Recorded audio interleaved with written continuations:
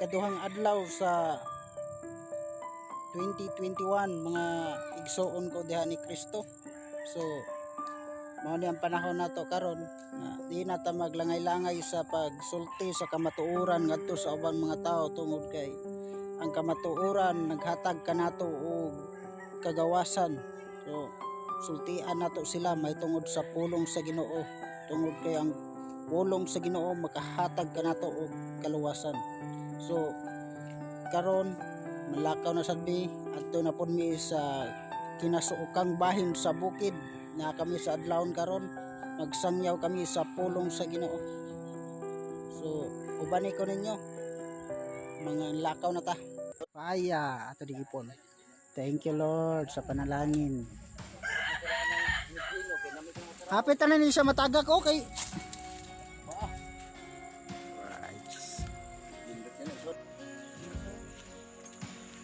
Damo na agbati oh.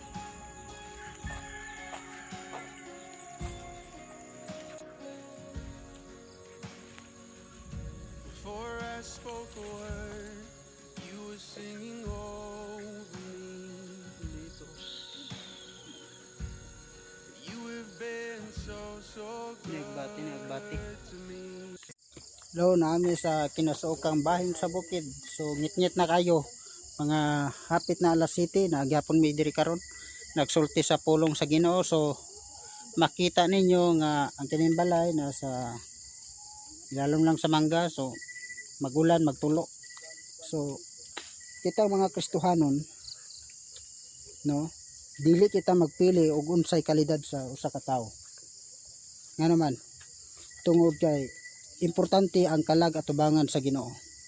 Unsa may posisyon no dili ta magpili, mupili lang ba day ta og kwartahan no.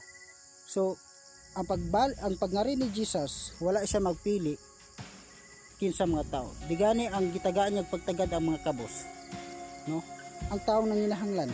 So kung adunay pagpanginahanglan ato sa tabangan no, so ato silang nasultian sa pulong sa Ginoo, ato silang gisultian. So luoy kay ilang kahimtang diri.